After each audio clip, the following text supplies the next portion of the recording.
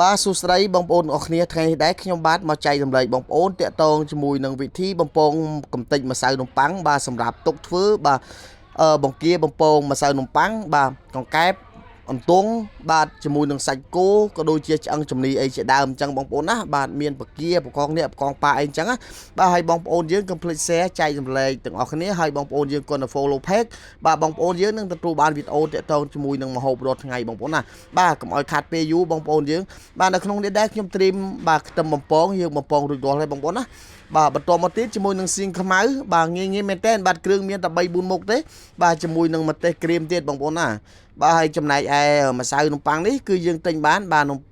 គេហៅថាមានប៉ោខាងបាទមានប៉ោខាងនេះគឺយើងទិញបាននៅផ្សារបងប្អូនណាបាទងាយស្រួលមែនតើបាទឥឡូវយើងចាប់ផ្ដើមមុនដំបូងបងប្អូនយើងត្រូវដុតខ្ទះឲ្យក្តៅទៅហើយយើងដាក់ខ្លាញ់ល្អចូលបងប្អូនយើង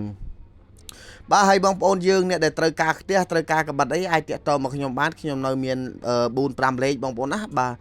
ចិត្តអស់ស្តុកទៀតហើយបងប្អូនណាបាទខ្លាញ់នេះទៀតសោតដែរបងប្អូនយើងដុតកុំឲ្យក្តៅពេកណាបាទមកក្តៅប៉ុណ្ណឹងល្មមប្រហែលជា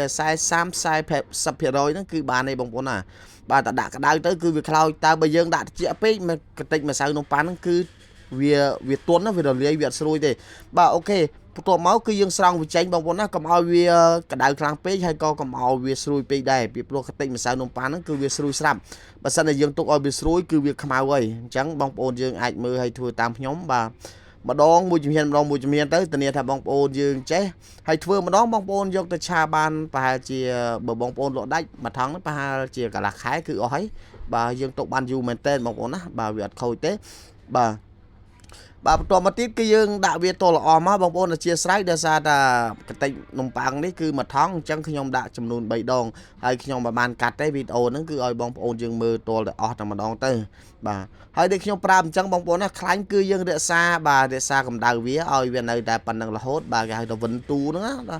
បាទវិនទូវាកុំឲ្យកៅពេកកុំឲ្យខ្លាំងពេកអញ្ចឹងខ្ពស់ពេកអញ្ចឹងណាបាទឥឡូវចង់បញ្ចប់គឺយើងដាក់វាទាំងអស់បងប្អូនយើងបាទ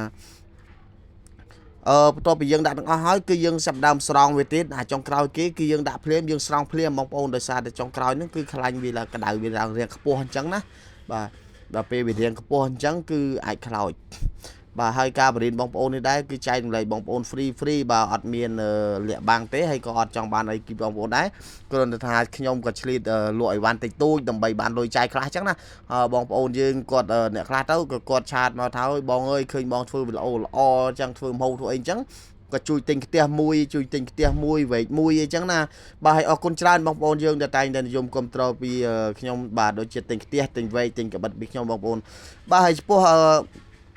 ម្សៅនំប៉័ងនេះគឺយើងធ្វើ2ដងបាទម្ដងយើងបំពងហើយគឺយើងដាក់នៅกระดาษវាស្រស់ខ្លាញ់សិនបាទយើងដាក់ជាមួយស៊ីងខ្មៅអូសខ្លាញ់បន្តិចមក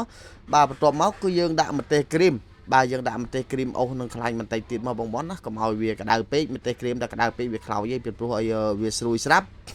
បាទបន្ទាប់មកទៀតគឺយើងដុតខ្ទះឲ្យក្តៅមកបងប្អូនណាបាទដុតខ្ទះក្តៅហើយយើងដាក់ប្រេងម្ទេសចូលយើងបិទភ្លើងតែម្ដង